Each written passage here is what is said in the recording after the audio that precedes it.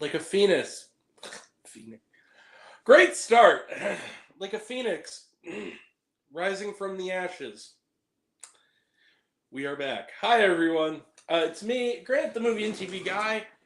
And on this week's episode of Weekend Popcorn, this week and last week's, it's a special double episode. We have so much to get to. So, what do we got this week? Well, Kate Blanchett and Michael Fassbender play some spy games in Black Bag. Daffy Duck and Porky Pig have to save the world from gum in The Day the Earth Blew Up, a Looney Tunes movie. John Malkovich starts a cult. Yes, please, in Opus. Plus, we finally get a taste of The Last Supper. And we have an early review for Steve Coogan and the Delightful Penguin teaching some kids in Argentina English in the Penguin lessons. Plus, it's a haunted house with Meet the Parents style hijinks in the parenting. And so much more. We got Borderline coming up, Spring Breakers, so much to get to. We're just going to jump right into it. This is Weekend Popcorn, episode 2. So, hello everyone. We will not have a guest this week. There was initially going to be some guests lined up, and we decided because we were going to combine the planned second episode and sort of, this is going to be episode 2. Next week is episode 3. It's really episode 2 and 3. The planned episode 2 and 3 kind of smashed together. So for those who don't know or didn't read the community posts, wondering why has it been 2 weeks since our first episode? Well, I got a little sick. I'm not gonna lie. I was quite a bit under the weather. This is like the second or third time I've caught this season. Pretty terrible sort of flu.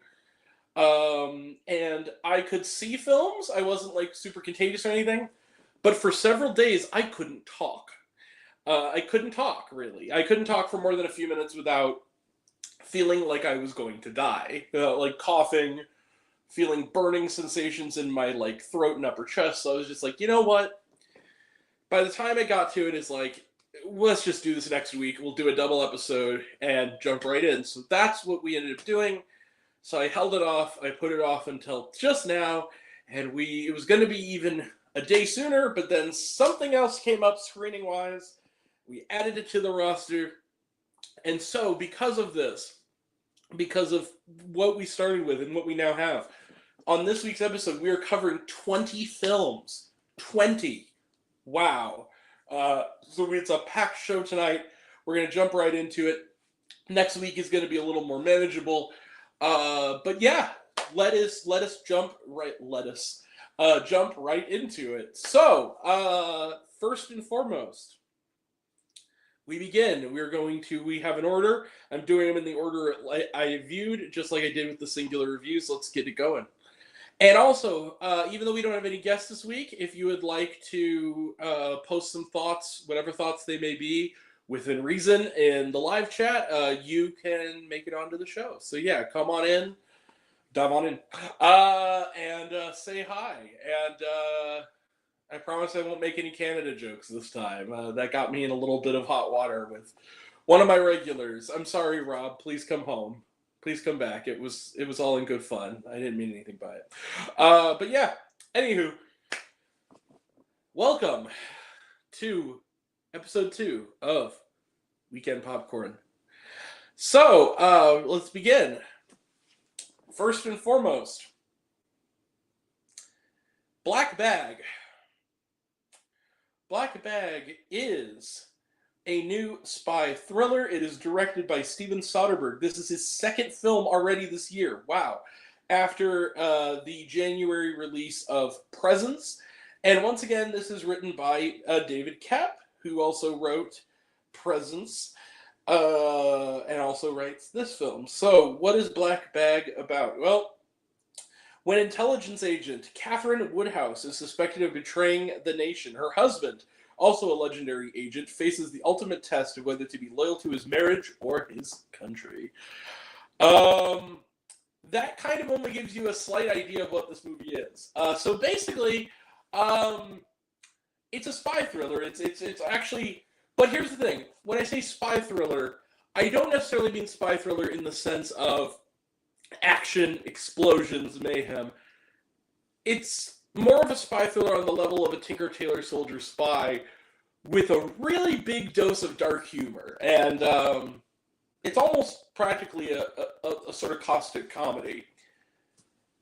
And I loved Black Bag. I thought this was excellent. This was a really fantastic movie. I've seen it twice now. And it is, few of these on here I've seen twice in the time being. This movie is just so good. It's exciting. It's funny. The characters, they very specifically point out Michael Fassbender and Kate Blanchett. I was this close to saying Kate Winslet. Kate, just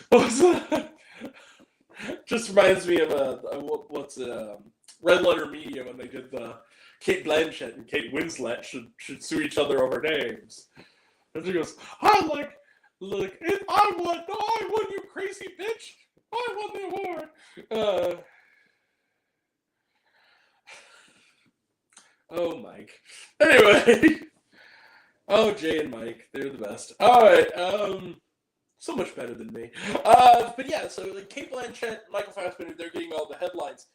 But it's actually an ensemble piece. Everybody kind of gets their moment. It's really not even just about this main couple. It's actually about 3 sets of couples. Those other couples include Marissa Abela, who is, after being the only good quality of that otherwise really awful Amy Winehouse biopic Back to Black, is on fine form here. She steals the movie. She's fantastic. Funny, sharp, wry. Her love interest is Tom Burke, who is a really fun character actor. He played Orson Welles in Mank, for instance. We also got Naomi Harris in there, and Regé Jean Page also is another couple there. And the director of the CIA's Pierce Brosnan. And so yeah, this is a great cast. Also Gustav Skarsgård in there.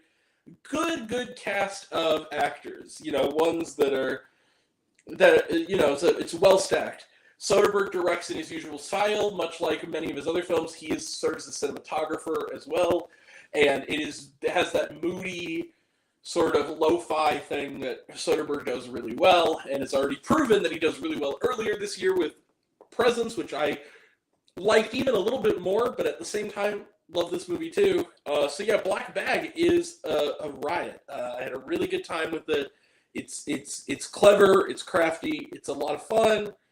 The acting is across the board great. Marissa Abela, again, being a particular standout. And overall, this is just a really, really, really great movie. And there's not much more needs to be said about it. I'm going to give Black Bag, it's not going to be what you expect, so go in knowing it's not an action thriller. But if you go in with the right expectations, Black Bag is a treat. And I'm going to give Black Bag one of these. Yeah, you see it. Bang. 5 out of 5 stars plus. This is one of the best films so far this year. So yeah, check out Black Bag. It's great. It's in theaters now. And I think already on streaming, already available to rent. Maybe. So yeah. All right. Trailer trash. Let's talk some trailer trash. The Shrouds, talked about it, looks good. Of course, this is the latest from David Cronenberg. Can't wait to talk about that one. Warfare, talked about it, looks good. We are going to be seeing that in a couple of weeks. Magazine Dreams, we've already talked about it. We talked about it at the end of last week's show. It was an early review last time. Well, last week, 2 weeks ago's show. It's great. It's also one of the best films so far this year. Megan 2.0, talked about it, looks good. Drop, talked about it, looks good. And The Ballad of Wallace Island, talked about it, looks good. And was there shawarma? No, there was not. All right, that is it. We are now moving on. The Black Bag in the bag. 1 down, 19 to go. Let's move on to our next guy. So next on the docket is a movie that the studio buried, sold off and buried, and luckily the general audiences will not let go. If anything, the box office has been boosted, and it actually warms my heart. And also, this is another film I've seen now twice.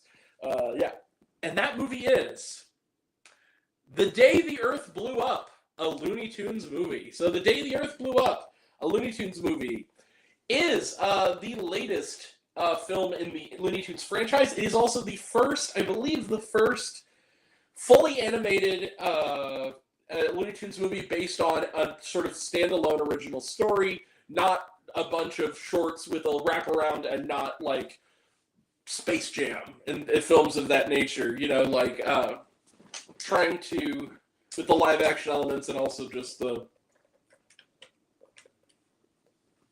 original fully 2D animated Looney Tunes movie. It's directed by Pete Braungart, who, among other things, was one of the key animators on the Cartoon Network show Uncle Grandpa. If you've ever watched that show, you'll kind of know what to expect here. But he also worked on the modern day, the most recent series on HBO Max called Looney Tunes Cartoons, which this is a spin-off of, I believe, either that or the Looney Tunes show. I think it's kind of a spin-off of both. And for those expecting, okay, it's a Looney Tunes movie, Bugs and the Gang. Actually, no. This is a Daffy Duck and Porky Pig adventure. So what is The Day the Earth Blew Up, a Looney Tunes movie about? And it's also in wide release. And if you probably don't know that, go find a theater that's showing it. It's great. So what is The Day the Earth Blew Up about? Well, what indeed? So, The Day the Earth Blew Up, a Looney Tunes movie, is Porky Pig and Daffy Duck are Earth's only hope when facing the threat of alien invasion. Again, that description doesn't do great. But yeah, that's basically it. A new flavor of gum potentially has interesting side effects. The world will literally blow up, as in a bubble. And all run by an alien voiced by Peter McNichol, who has been a very fine voice actor. I know him best for his work in the Mr. Bean movie, as well as in Ghostbusters 2, as what was his character's name? I always forget. He's like the guy who the painting like talks to him. Yeah, I think that's the same chap. Yes, it is. Okay, yeah. So he is Janus, yeah, from Ghostbusters 2. So he is the alien invader, and we're not going to beat around the bush again. I also loved The Day the Earth Blew Up. Yeah, this is a really... Honestly, this movie isn't just... The fact that this movie exists and is playing in theaters is downright inspiring. This movie feels like... It warmed my heart to be able to see this projected onto a big screen. Just a hand-drawn, classic Looney Tunes cartoon movie. Hand-drawn, with a nice little extra, cinematic shading to it. But for the most part, it is the classic hand-drawn and Looney Tunes movie that's funny as hell. It's funny. It's well drawn. The sound effects are right on. The music cues are right on.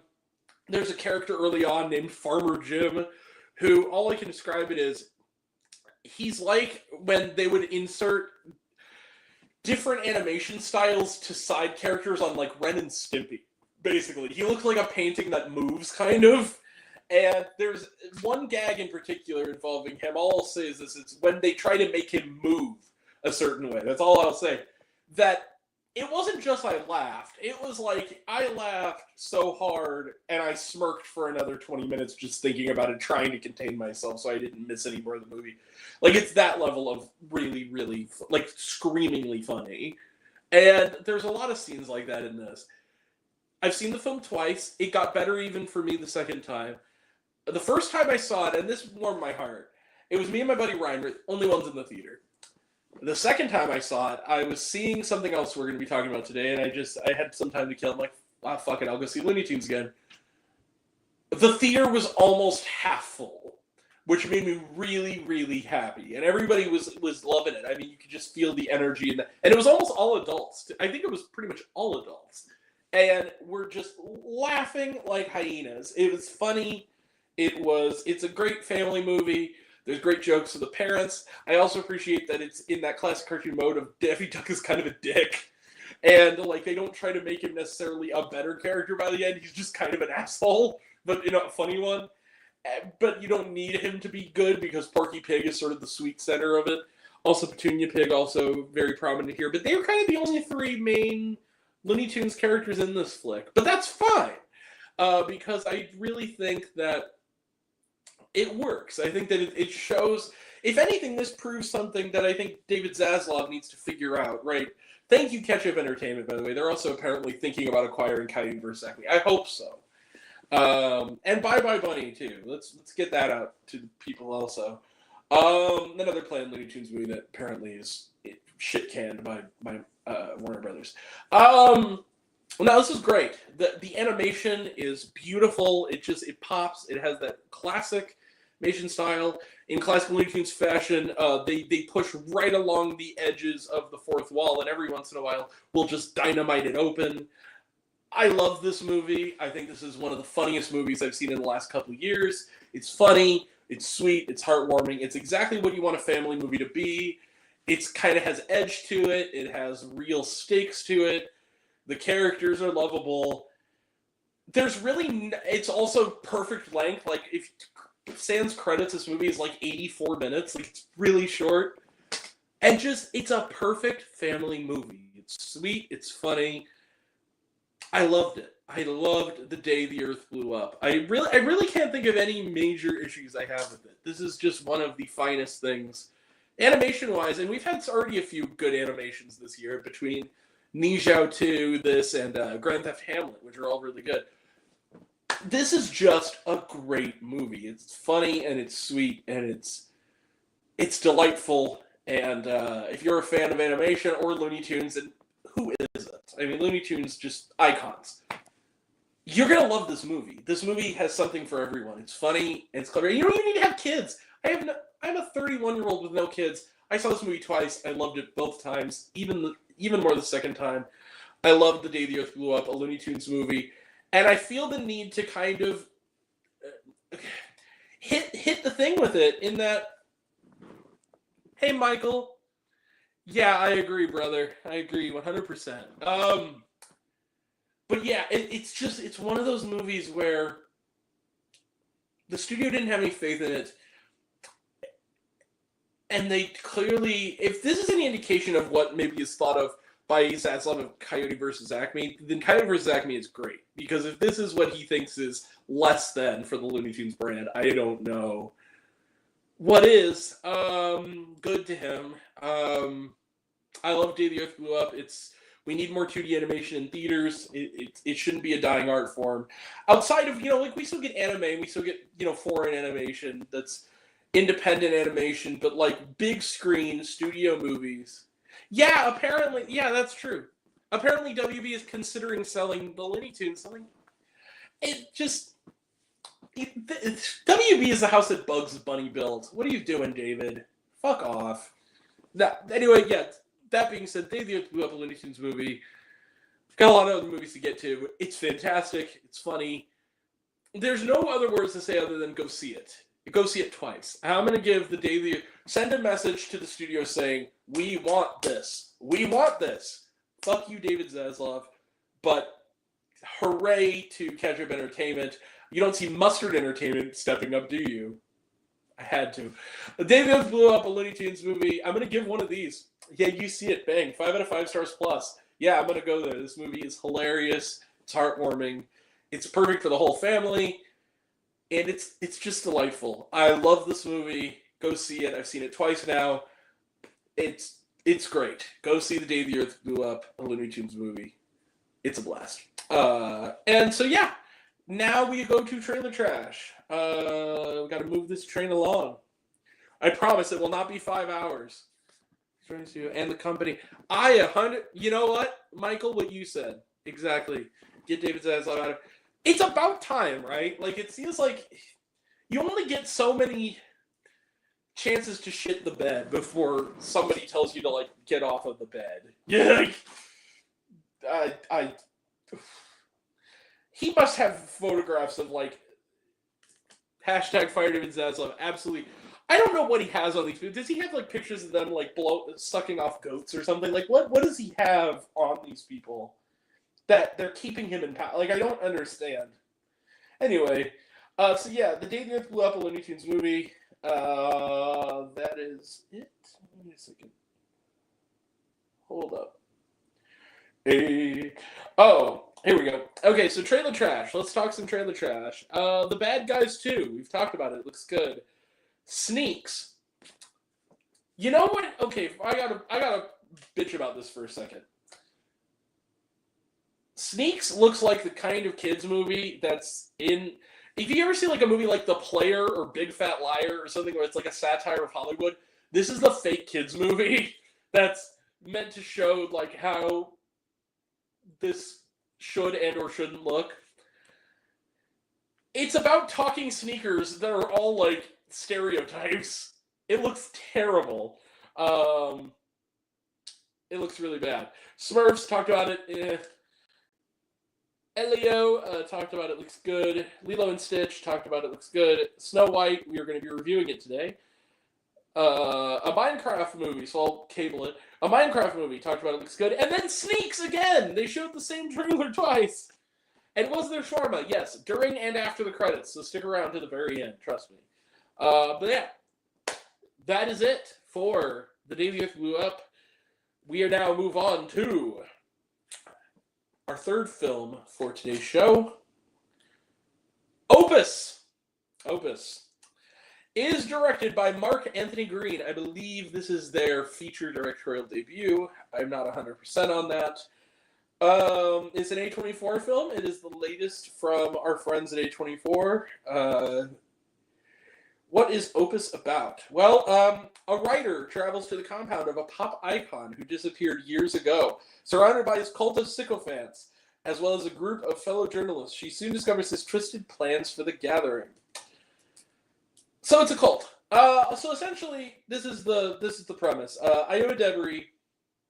Yeah, that's pretty much actually. That's a pretty good description actually. It stars Iowa Debris, as well or Idaberry. I never can get that right. I think it's Iowa Debris, but I could be wrong. From The Bear, Bottoms, everything that's come out in the last like 2 years, with good reason. She's terrific. And it also stars John Malkovich. And allegedly, it either was Olivia Rodrigo's like feature acting debut, or I missed her. She must have been like a blinker and missed a cameo, or the scene was cut from the movie before release. I don't know, but apparently, yeah, Olivia Rodrigo had a cameo in it. I didn't see her, so unless she was like disguised, I don't think she was actually in the finished film. Maybe her scene got cut. I don't know. Which, if you have Olivia Rodrigo, keep Olivia Rodrigo in the movie. Come on now. But yeah, it's yeah, I don't see her on the list there. But yeah, got a good cat. Tony Hale, Juliette Lewis also. This movie premiered at Sundance. I didn't get to see it there, and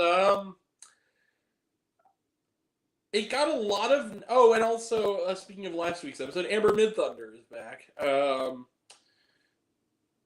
From Novocaine, of course, fresh off of Novocaine. This movie got a lot of negative attention. It's currently sitting at a 40%. It was very dire even when it first premiered at Sundance. I kind of liked Opus, though. Okay, let me put it to you this way. Yeah, this movie's a mess.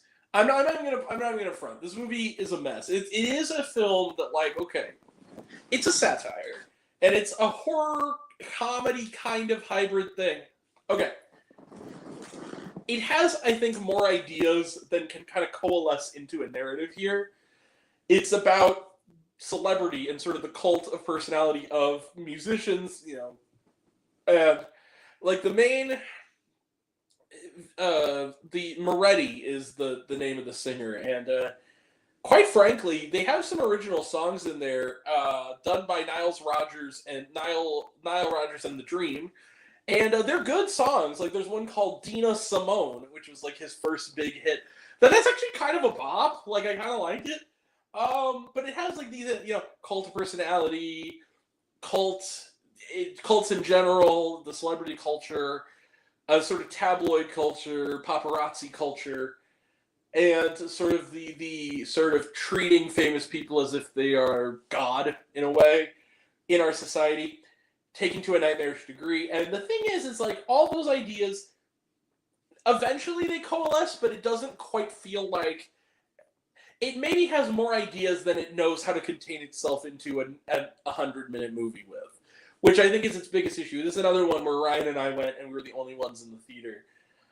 And I think that was its biggest downside. However, with that in mind, that it's kind of a mess, it's a well-made mess. And I have to say, the filmmaking is generally really good. Io Debree's great. John Malkovich really is great in here. I mean, this is, when he's on screen, it's just, you're glued to him. It has some funny moments, some genuinely, and also some genuinely scary moments. Like, I don't scare very easily. It's hard to kind of get me. There's one moment in this movie, and I won't go into detail, but let's just put it this way. It involves something coming out of a beanbag, and what happens to what that something coming out of a beanbag sort of looks like. That is kind of indelible in my mind. I kind of haven't been able to shake it, and sort of the implications of what that thing is going through. That I'm kind of, or thing or person is going through. That's all I'll say about it, but like when you see it, you'll know what I'm talking about. It's pretty horrific, and it kind of sticks in your mind. Like, it's horrific in a twofold way, where it's like, it looks horrific, and then when you stop and think about it, when you think about the implications of it, it makes it even more horrific, where you're just like, oh my god. Oh my god. But yeah, it's a mess. And I do think that at times, again, it has more ideas than it knows what to deal with. That being said, I don't think Opus is bad. I think that it is, for what it is, it's a solid movie. It's well made. It's beautifully shot. It has some nice elements. It doesn't quite stick the landing. It has too much on its mind. But hey, I am kind of one of those people where, like, I'd rather have, too much on one's mind than not enough on one's mind. And in that regard, I'm going to give Opus like a 4 out of 5. I don't think this was bad at all. I think that it's lower tier A24, but you know what? It's still good.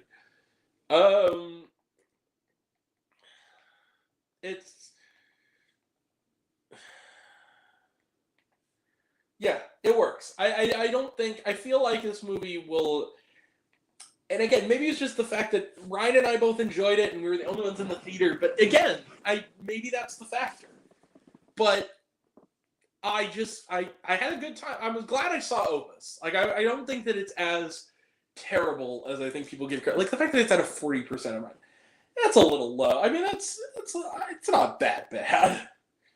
I think y'all are getting a little too angry over. You're expecting too much from something that is perfectly fine for what it's trying to do. Like, yeah. Anywho, but yeah, Opus, Trailer Trash. Let's talk some Trailer Trash. We're going to give it a 4 out of 5. Mission Impossible, The Final Reckoning. Talked about it, looks good. The Woman in the Yard. Talked about it, looks good. We will be reviewing it next week. Hurry Up Tomorrow. Talked about it, looks good. Sinners. Talked about it, looks good. The Amateur. Talked about it, looks good. Warfare. Talked about it, looks good. Death of a Unicorn. We're talking about it this week. There's your surprise. There's your spoiler. And was there shawarma? No, there was not. All right, that is it for Opus. Now we move on. Had 2 great movies and a good movie. Unfortunately, do the thing. It's Angry Grant time. Hey, Scott. Jesus, man. Jesus, man, indeed. It's Angry Grant time, everybody! Yay! And yes, I chose that particular clip for more than just the fact that I was being a smartass, because this is the latest joint from David A.R. White and his studio Pure Flix. Oh, I'm sorry, Great American Pure Flix. in collaboration with Pinnacle Peak Pictures, which as far as I can tell are the same thing. The Last Supper is directed by Mauro Borelli. I hope I'm saying that correctly. What is this about? Well, The Last Supper. You know the story. More specifically, we're gonna keep with the IMDb thing, I guess. The Last Supper it depicts events prior to a betrayal as a group of disciples gather, unveiling secrets and underlying motives. Wow, how fucking vague. It's about Jesus Christ. It's about the last few weeks of Jesus' life, and it's about the Last Supper. And I look forward to see The Chosen, because they are going to show them how this is really done. I'm not even going to front here. It's the story. You know The Last Supper. It's that. It's the story. In the most dull, badly acted, badly made way possible.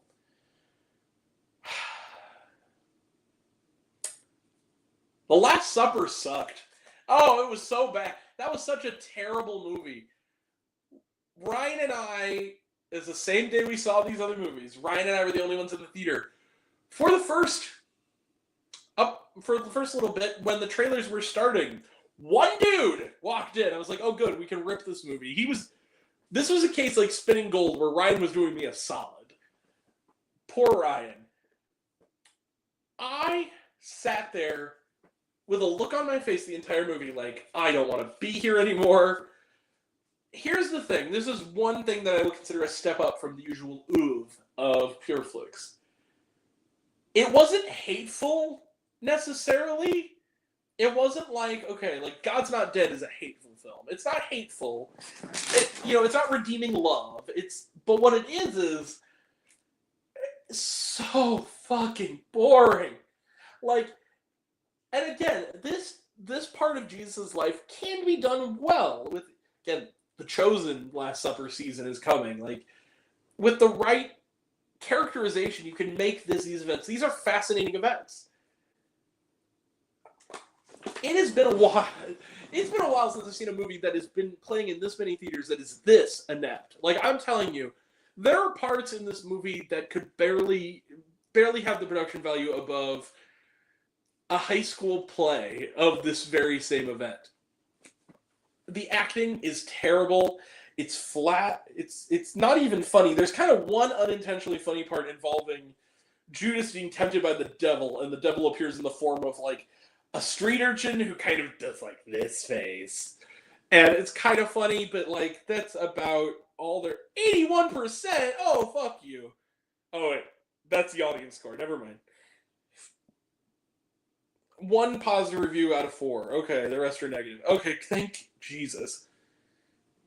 Anyway, The Last Supper, it's terrible. The guy who plays Jesus, first off, white as a ghost. Second off, his beard is so fake that there's a moment where they show, like, him crucified, where they should talk about, like, oh, what did you see? I was like, oh, it was dark. We saw him on the cross. You can practically see, like, the rain machine is, like, pulling off his beard. Like, you barely see it flapping off of his face. It's terrible. We saw this movie late at night. It was a Thursday night. My bad. At like 9:40, the opening Thursday. And we just walked out of it. And Ryan said, like, at first, I'll give him credit. He changed and goes, said, what did you think? Because he didn't want to see it because it was a Jesus. He is not a Christian by any means. He's actually, I'm pretty sure, an atheist. He came with me. I'm, like, not very religious myself, but he came with me to do me a solid because he was my ride home. He's like, I'm gonna get, like, oh, is there any chance we can go? Like, I mean, I wouldn't see it without you, but are you seeing it for the channel? I'm like, yeah, I'm seeing it for the channel. He goes, yeah, okay, I'll come. So he took a bullet, and he said it wasn't as, at first he was like, it's slightly, I was expecting it to be the worst movie I'd ever see. It wasn't quite that bad, so I can't quite hate it. I give it like a 2 stars. I get home, knock on the door, pet my dog, come downstairs to watch, I'm guessing to watch Ghosts or something, at like 1 a.m. I come downstairs. I get a text from Ryan saying, I just thought about it more. This is a 0. Yep, I agree. This movie is so bad. But it's merely boring. So therefore, it's not quite as offensive as The Unbreakable Boy. It's also not the worst film we're going to be talking about today objectively. As like a cinematic experience. Like, it didn't depress me as much as one of the films we're going to talk about. There's your spoiler. But The Last Supper is really, really bad.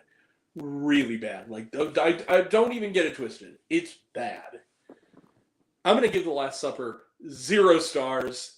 Yeah, no finger of kindness. Fuck this movie. This movie does not need to be in over 2,000 theaters. It's crazy that this played. It's got a wide release. Come on. This should, if anything, this should have been on the PureFlix streaming service. So I didn't have to watch it. There you go. So yeah, The Last Supper, 0 stars. Let's close the book on it. For this particular review, I talked some trailer trash. Gotta get back to it again. Hold. Un momento, por favor.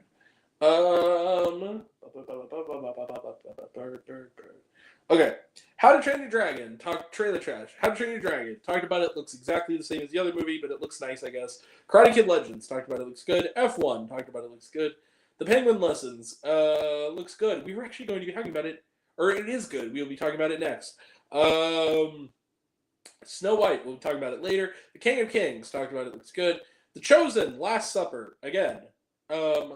I don't know if we're going to do a review on that one. I'll probably see it, but I don't know if we're going to do it as a movie review because technically it's a show. But maybe. We'll see.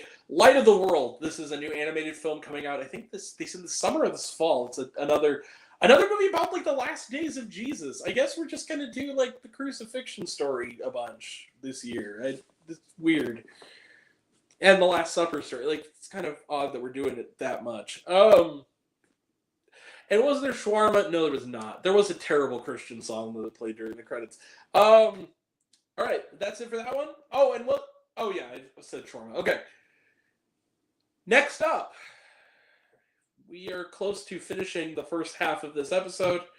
It's worth the episodes that were played for last week. I mean, The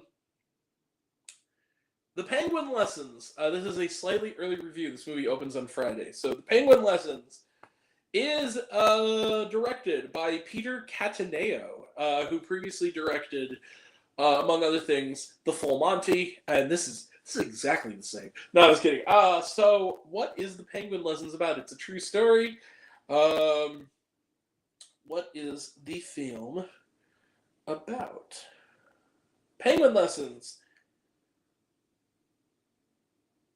It follows an Englishman's personal and political awakening after he adopts a penguin during a cataclysmic period in Argentine history. That teacher is Steve Coogan, the great Steve Coogan, the unsung, underrated comic actor from England, who is also quite a good actor in his own right. One of my favorite underrated comedies, Hamlet 2. If you have not seen that, it's very, very funny. Philomena, The Lost King, Around the World in 80 Days, the better version. Yeah, I said it. The Jackie Chan version's better than the 50s one. Have at it. And Alan Partridge. He's Spartacus Mills on that I forget the name, the parody news program with Mr. Renham from the IT Crowd. It's bigger than that, Chris. It's Lodge. That guy. So he's in this. We also have... I actually didn't recognize anybody else. Oh, no, Jonathan Pryce. Sorry, is the headmaster. And a delightful penguin. No, this movie was really, really, really good. I enjoyed it. It's a good family film, despite some no words in there that just barely give it kind of a hard PG-13. It deals with really real issues about fascism and sort of its takeover, which, speaking of relevance, it's set in the 1970s, but it has in Argentina, but it has sort of the same level of resonance now in our country. Sadly, no, but it's a really good story. It's moving. It's a sweet animal adventure. It suffers a bit coming off the heels of last summer's My Penguin Friend, which I thought was really terrific and a little bit and not quite as predictable as this, but at the same time, I can't really hate any movie that has this warm of a heart that is about something. It has real depth and is well made and well acted. There's some great scenes here. It's one scene involving a young woman who befriends Steve Coogan, who then is sort of caught in the middle of sort of the arrests that happen with people who are on the opposite side of the fascist regime, where he sort of confronts him in a public space, and it's a really good scene. And Steve Coogan is a really terrific actor, and you can tell that he's a curmudgeon, of course, but you can tell that he's wrestling with something deep. And when it hits, it's not played for laughs; it's played seriously, and he does a really, really good job. Is it perfect? No. It's a little, even at only about hour 50.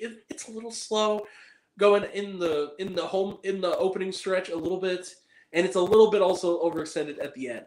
But overall, I really liked The Penguin Lessons. This is a really sweet film if you need a good family film and you don't mind the occasional effing and jeffing. I think there's like 2 fucks and 1 cock in this movie, so they like barely got by with the PG-13 just on language. It's good, and I think that you can take the family to it. It's a solid film, and it's uplifting, and its heart is definitely there. And it's really a 4-star movie, but just for the relevance of the message and the way that the sort of nuance in which they handle it, I'm going to give it slightly more than that. I'll just give The Penguin Lessons 4.5 out of 5 stars. I'm not going to go all the way, but I'm going to go pretty far. I thought it was a good, entertaining family film. It opens on Friday, so yeah, check out The Penguin Lessons. It's really good. Also, The Penguin is delightful as well. So yeah, The Penguin Lessons. Trailer trash. Let's talk some trailer trash. Sacramento. I don't think did we talk about this? Maybe we did, maybe we didn't. I can't remember. Looks good. It looks very good. Jane Austen wrecked my life.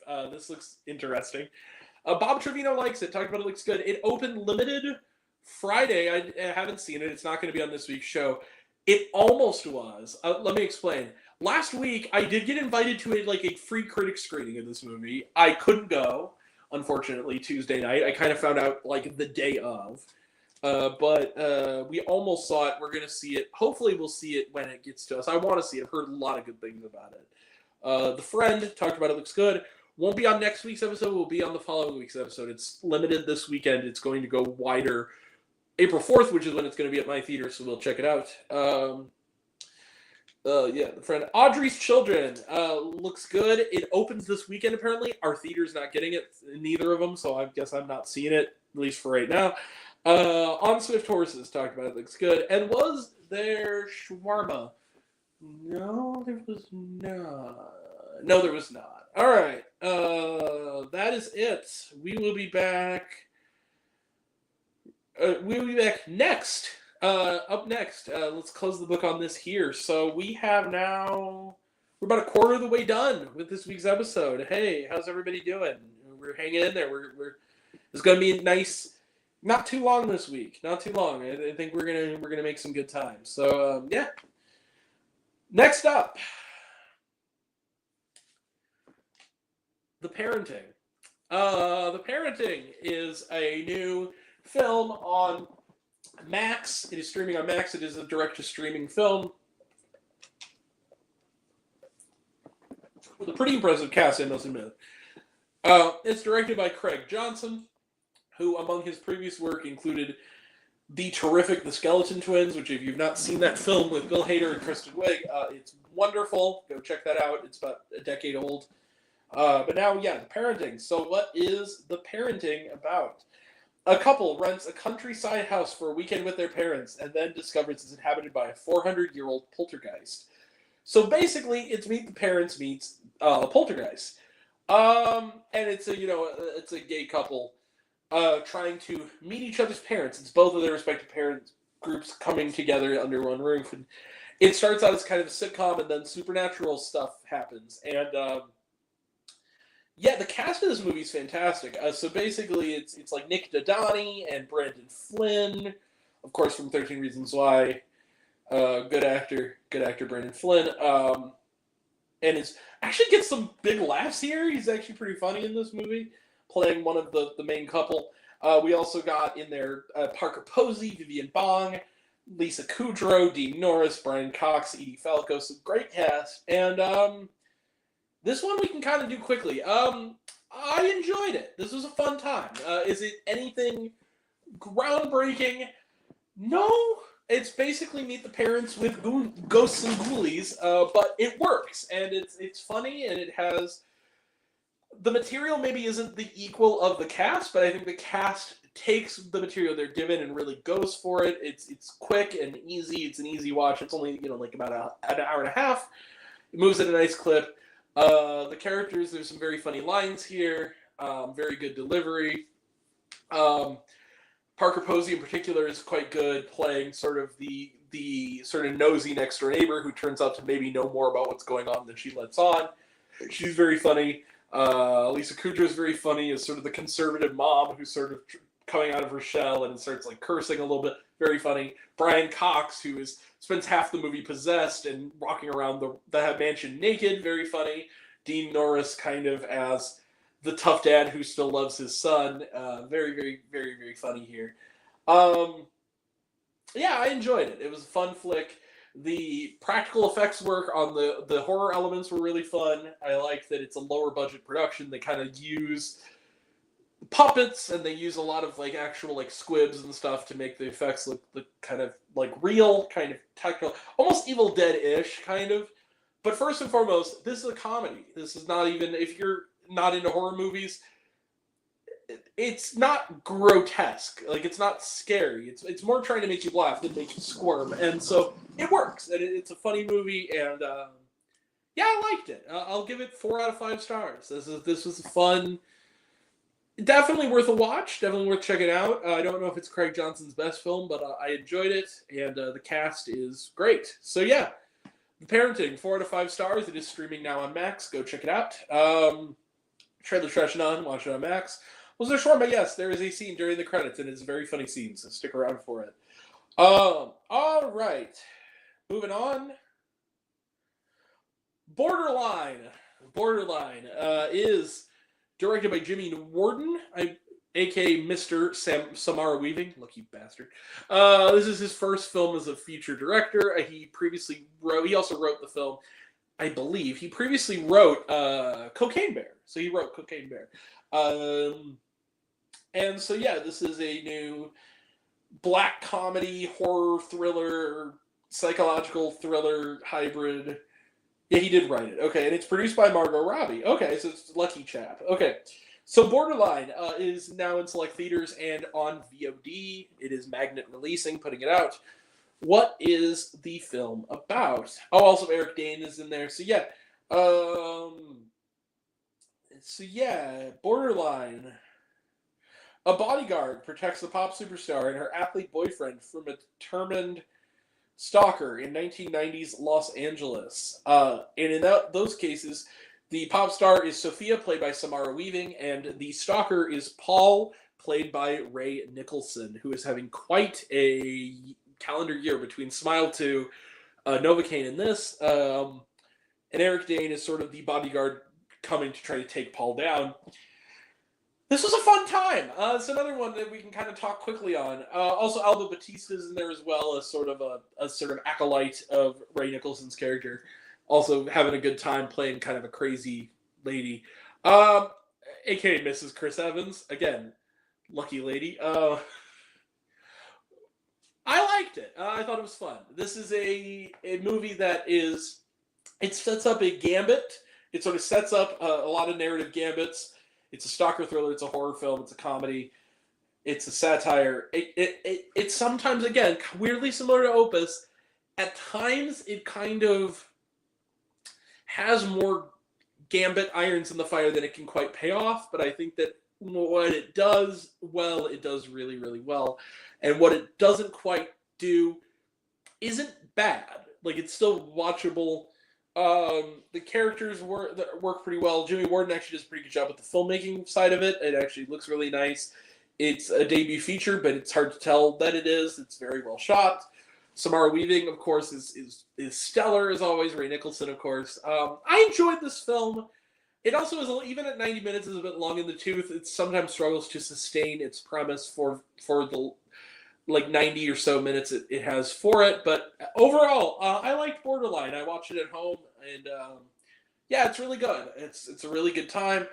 Nothing groundbreaking, but I had fun. Again, I'll give it 4 out of 5. That's another 4. So yeah, 4 out of 5 stars for Borderline, by Jimmy Ward. Very good, solid movie. Definitely worth a rental. Also, if it's playing near you, yeah, go check it out. If it's in a limited theater near you, go check it out. So yeah, Borderline, 4 out of 5 stars. Close the book on it. Trailer Trash None.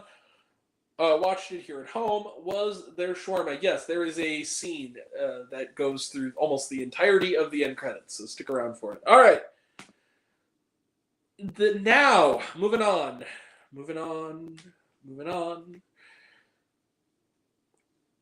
Now it's retro review time, kiddies. Retro review time. Spring Breakers. You're wondering why, Grant, are you reviewing a movie from 2013? Well, A24 IMAX Presents is a great series. If you have an IMAX near you, they do one night only remastered screenings of beloved A24 films that have never been in IMAX before. This is Spring Breakers' turn. So Spring Breakers, I got to revisit it for the first time in close to a little over a decade. So yeah, this is quite a treat. So yeah, Spring Breakers is directed by Harmony Korine, whose name you will hear again later in this week's show. There's your spoiler. But yeah, Spring Breakers, directed by Harmony Korine.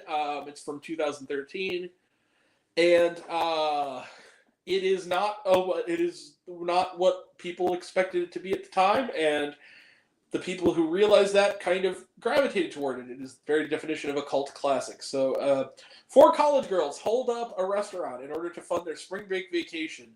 While partying, drinking, and taking drugs, they are arrested, only to be bailed out by a drug and arms dealer. Those young women are Vanessa Hudgens, Selena Gomez, Rachel Corrin, and Ashley Benson, who all but Rachel Corrin, who is the wife of our director, all were known for being kind of clean cut. Well, Ashley Benson was on Pretty Little Liars. Okay, Vanessa Hudgens and Selena Gomez were known for being pretty clean cut Disney kids at this time, and this was sort of their break into more adult territory. And yeah, this also stars James Franco as one of the greatest movie characters of the 21st century, that being Alien, the drug dealer. And I'm not even gonna front. I love Spring Breakers. I loved it then. I love it now. If anything, I love it more. Time has been really, really good to this movie. This film has been, when it came out, was seen as nothing more than a vapid, kind of softcore porn about spring break culture and kind of just sort of actually the very thing that this movie satirizes. It kind of was under fire for being essentially a vapid Girls Gone Wild video writ large with a Skrillex soundtrack. He does the score with Cliff Martinez here. Here's the thing. When the opening scene is a lot of people with their tits out set to Scary Monsters and Nice Sprites by Skrillex, it's hard to not make that comparison, but here's the thing. Yes, I think on some level it is meant to be titillating. Harmony Korine is a provocateur. That's what he does. He's a perv. He's been very open about the fact that he makes movies that are a version of his own perversions. Fine. But to say this movie is only the surface is not fair to this movie.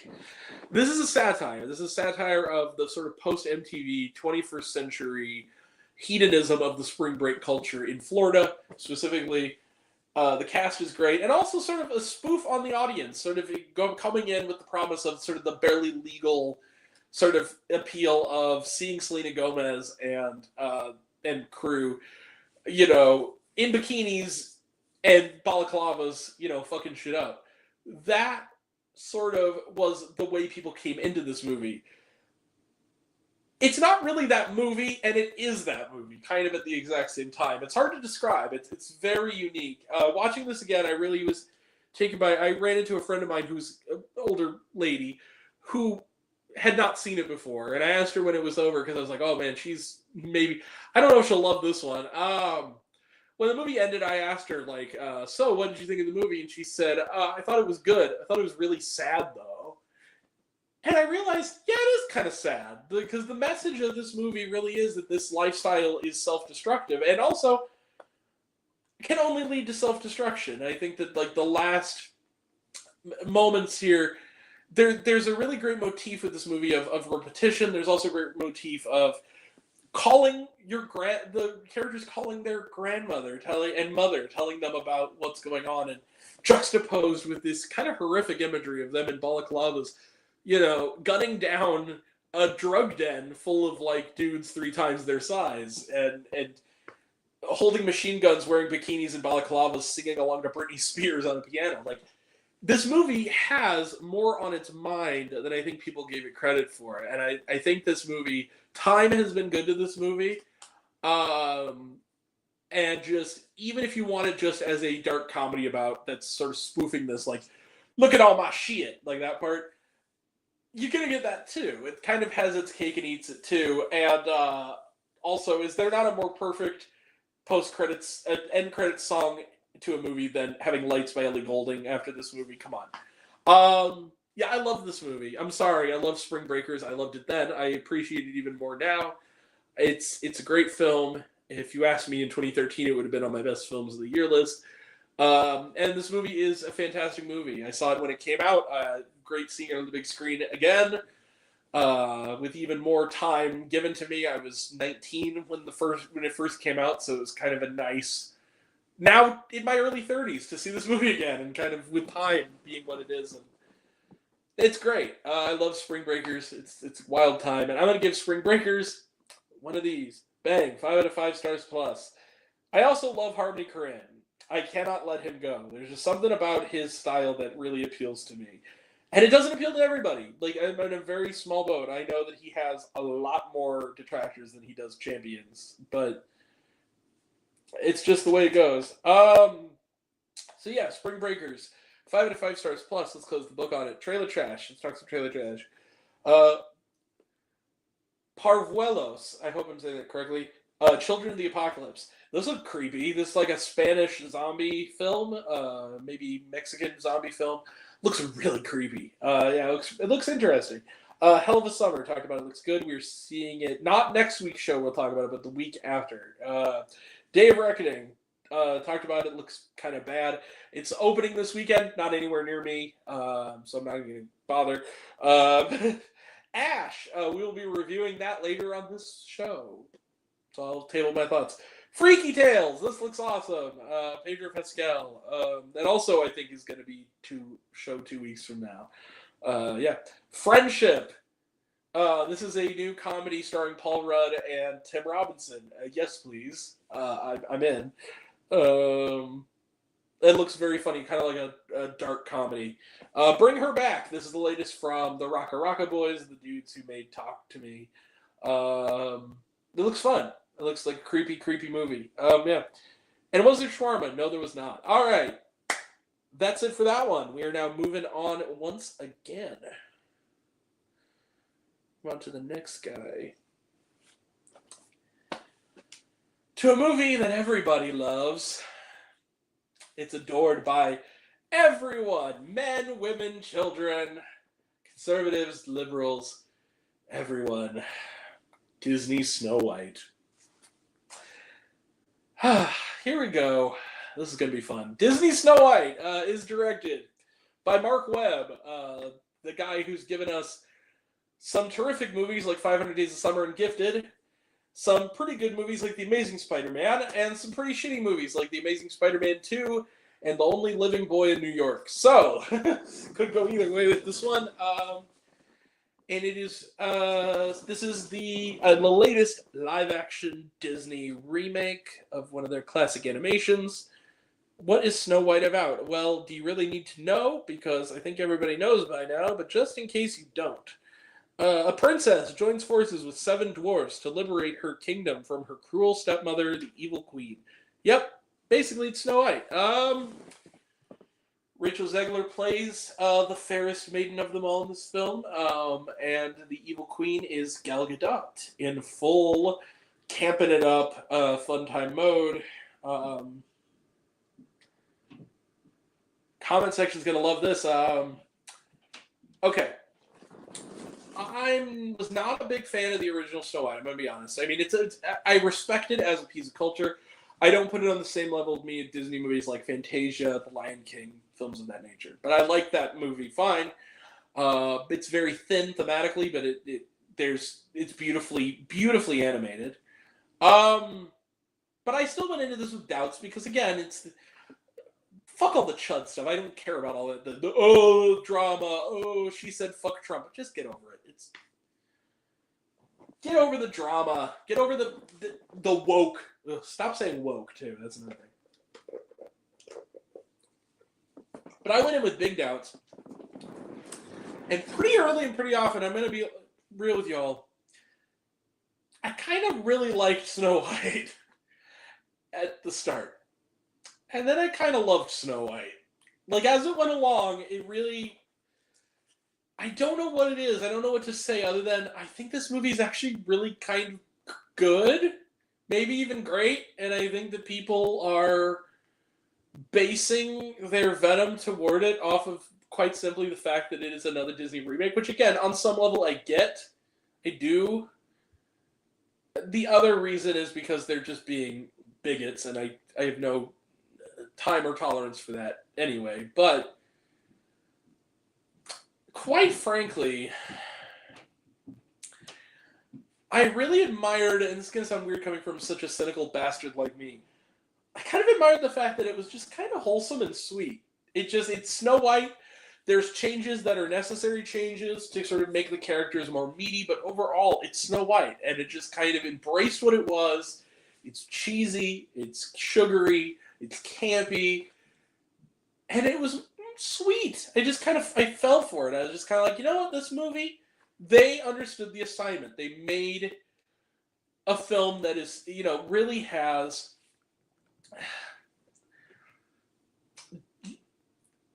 respect for what it is while forging its own path. It's what you want a Disney remake to be. There's also nothing in it that could offend anybody of any age. You could take a 6-year-old to this, you could take a 106-year-old to this, and it would be the same. I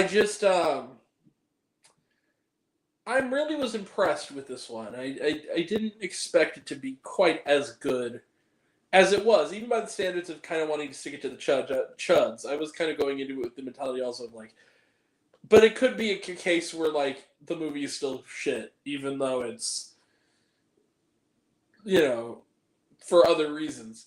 And it's not. I really, really, really enjoyed Snow White. I thought the musical numbers were good. I liked...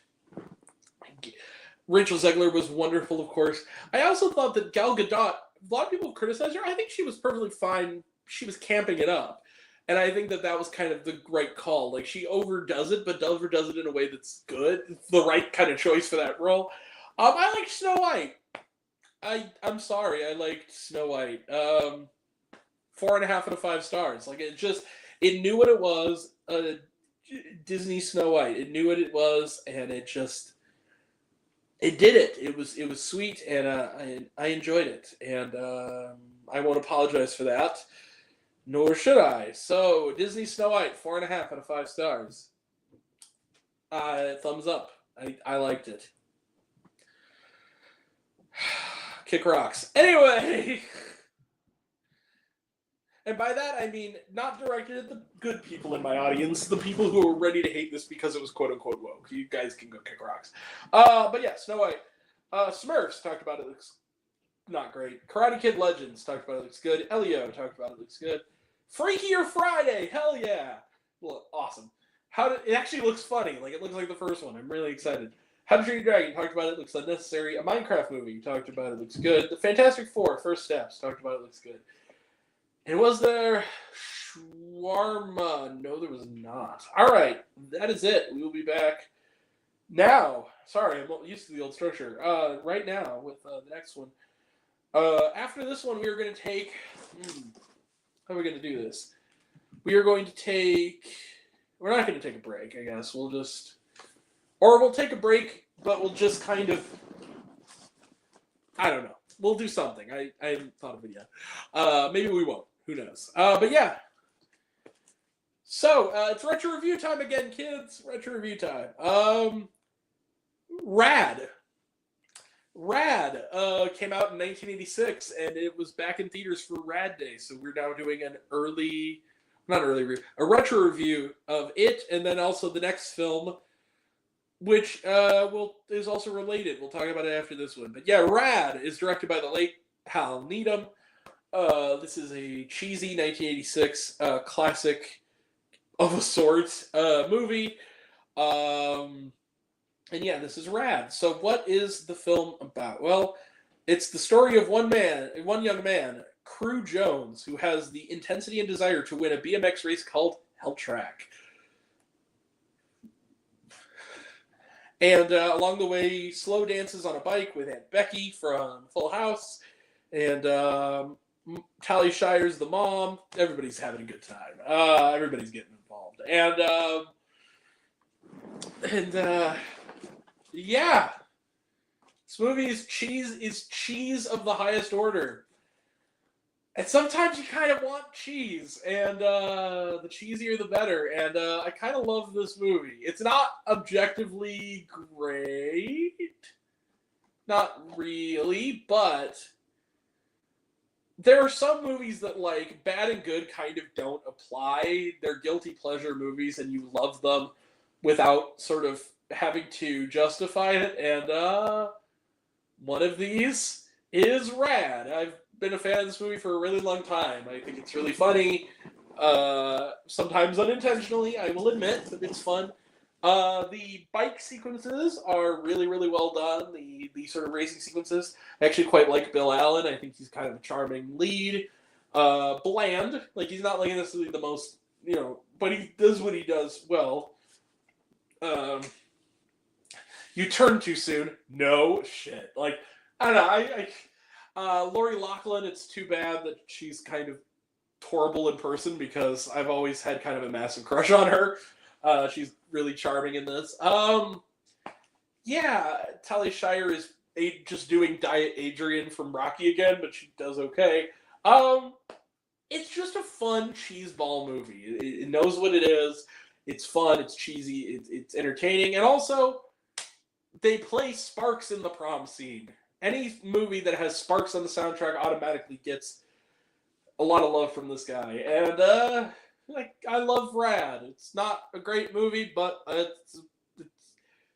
it works. It works somehow. And I'm gonna give it one of these, a low one of these, but Rad gets banged 5 out of 5 stars. In the same way that you give 5 out of 5 stars to the Cade the Tortured Crossing. It's like, it's not a good movie, but it's kind of so wonderful that I can't not love it at the same time.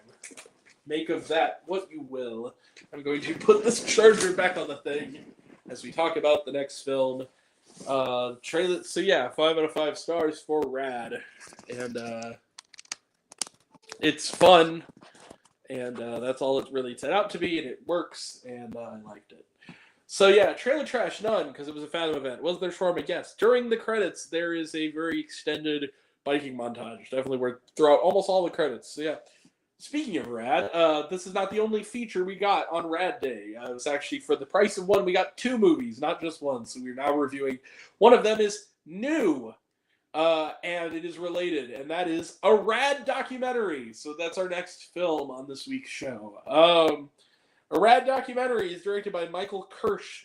This is pretty self-explanatory. It is independently made by Utopia, who now owns the rights to Rad, and it is barely feature length. It's like 65 minutes long. It's just over an hour. It's only slightly longer than like something like Look Back. But yeah, a documentary about the cult classic film Rad, 1986. It features exclusive interviews with the cast, crew, and BMX legends who performed the stunts. The documentary revisits and explores iconic moments from that film, and that it does. And it's pretty solid. It's a low budget film. It's rough around the edges. It has it's not a lot of people involved, but Bill Allen's there, Hal Needham. They got some interviews with him, I guess, before he passed in 2013 that are included. And they share some, if you're a fan of this movie like I am, it's a real treat. I think that anybody who has not seen The original movie Rad is not gonna really know what to make of it. I think that it's one of those movies that like you kind of have to know the subject matter. It's pretty inaccessible unless you do. But I think that it works. And as sort of the second bill of this sort of double bill, it's a fun little bonbon after the dinner that was rad. So yeah, I enjoyed it. It's a fun little movie. Not too long. It's about as much of a good thing as could be expected from a movie about a cheesy '80s cult movie. It works. It's fun, and they also talk about the origins of ass sliding. If you've seen Rad, you know what that is. And it's fun. I'll give it 4 out of 5 stars. It's a fun doc. Nothing groundbreaking, but it's enjoyable. And if you're a fan of the original movie, definitely check it out. Trailer trash again, none. It was a Fathom event. It was part of the same feature. Was there shawarma? No, there was not. In fact, the credits are like 30 seconds. The credits are like a couple of quick stills. It's clearly a very low budget film. Yeah. So that does it for Rad and Rad. We are now over halfway done with this week's episode. We're making good time. So, oh boy. But we still have plenty to cover. Next up on the docket. Hey guys. Guess what? It's Angry Grant time again. Angry Grant time again.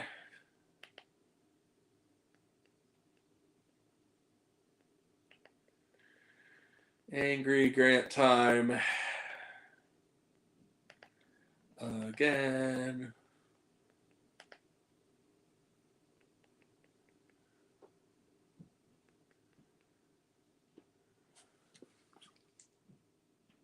Let's do the thing. So I just landed in New York City and I'm so excited to get home. Hey, I'm walking here. I'm really excited to Listen, you don't talk like that, we don't say things like that. You understand? Do you understand? Okay, sorry. Forget about it. Yep. So, the Alto Knights. We're gonna go bust a cap in this fucking movie. But first, we're making a sauce, okay? We're making a sauce. We're like Mama used to make. We're gonna have a fresh bagout, and we're gonna get there. Stop breaking my balls. Taste the sauce, and we're gonna go. Sorry, Michael. Sorry for all my Italian viewers, Italian American viewers. We're gonna bust up Vito. He's a piece of shit, but not as big a piece of shit as the Alto Knights. The Alto Knights somehow is directed by Barry Levinson, the great Barry Levinson. It is also starring Robert De Niro, the great Robert De Niro, and written by Nicholas Pileggi, who wrote The Great Goodfellas. What the fuck is happening? The Alto Knights, what is it about? Well, Robert De Niro, unnecessarily and somewhat bafflingly, plays our two leads. They are real-life gangsters. The Alto Knights is the sort of the barber shop, I guess, that they hang at. It's in its mid 1950s. It's Frank Costello and Vito Genovese, both played by Robert De Niro, and it's about their sort of rivalry and the mob. And you think it's going to be a lot of Goodfellas shit, but it's actually a lot of like going to garden parties and eating shrimp cocktails and running with shrimp cocktails when the police raid and talking about going to get Granny Smith apples at a farmer's market. And most of the movie is Robert De Niro sitting either on a park bench or in front of a slide projector and talking about all the times and wall-to-wall narration and really shitty archival footage inserts. And Warner Brothers released this. It has a $45 million budget. To quote Roger Ebert, they must have taken a limousine every time they went to the John. Okay. Believe it or not, this is not even the worst film we're reviewing today. I know, it's shocking, isn't it? The Alto Knights is a cure for insomnia. That's all it's good for. This movie isn't offensive, but man, you talk about a missed opportunity. Really, Warner Brothers? You're gonna cancel the theatrical rollout of The Day the Earth Blew Up, a Looney Tunes movie, and sell it to somebody else, but you release this movie? Really? This movie, they clearly been trying to make this movie for a long time. I'm gonna give them credit, like that. It's clearly a passion project for those involved. But my God, I've seen mob movies that have covered every base. I'm a fan of the genre. Even a fan. I'm not even just when the guns are blazing. I like the characterizations too. This might be the worst. This might be the worst mob movie I think I've ever seen. Yes, even more so than Gotti. I'd rather watch Gotti again. This movie, at least Gotti was funny bad. This movie is really boring. It is just, there's nothing there. It's like watching your grandfather talk to you about, like, for 2 hours and 5 minutes, sitting watching your grandfather talk about nothing in particular at you. But if your grandfather was the Godfather, and he's telling you about all the boring shit that is not really related to being the Godfather. The movie is really poorly scripted. It is just very much leans on the everybody's Italian, eh? The stunt casting of having Robert De Niro play both characters is just odd. There's no reason for it. It's distracting. He's not playing a twin. It's not Mickey 17. He's not, or even Sinners, which apparently they're brothers in that movie too. The two Michael B. Jordans. It's not that. It's just Robert De Niro wanted to play both parts. It's like, you're already doing kind of a Joe Pesci impersonation. Just get Joe Pesci to do it. He's still kind of working. The last 15 minutes of The Irishman, that's kind of like this if it was the whole movie and it lacked all the stuff that was set up at the beginning of The Irishman to make that ending tragic. So you're missing all of, like, the interesting storyline that made The Irishman, you felt like you were on a journey with it by the end. The Alto Nights is just dull. It's not funny. It's not exciting. It's slow. It barely... David Ehrlich, the really terrific IndieWire critics, kind of said it best, where he said something to the extent of, I've rarely seen a movie lack any motivation to be anything more, including being an actual movie, more dully than The Alto Nights does. And he's right. It seems to have no business wanting to even be a film. It's like, this could have been an email, the movie. Like, there's no reason to watch this. Robert De Niro does what he can. Barry Levinson, it's badly directed. Like, I'm actually shocked that Barry Levinson directed this. Deborah Messing is there. She's there. Yeah, Cosmo Jarvis is there. Catherine Narducci is there. Michael Rispoli is there. They have nothing to do. Yeah, this movie just sucks. It's boring. It's not interesting. It's not even interesting as a story of these guys. There's no good dialogue here. There's no really good acting here. It's just dull and uninteresting and unfunny and unexciting and not dramatically compelling or anything. Rent Goodfellas, rent Bugsy, just the better films these guys have made. The Irishman, like, these are all better movies.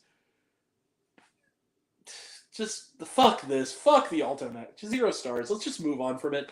We don't need to talk about it that much more. 0 stars. It's just lame and not entertaining, and just I shouldn't be in a movie with this much talent expended on it. I shouldn't be thinking, man, I should just rewatch Gotti right now. 0 stars. Middle finger kindness to the Alto Nights. It's pretty bad.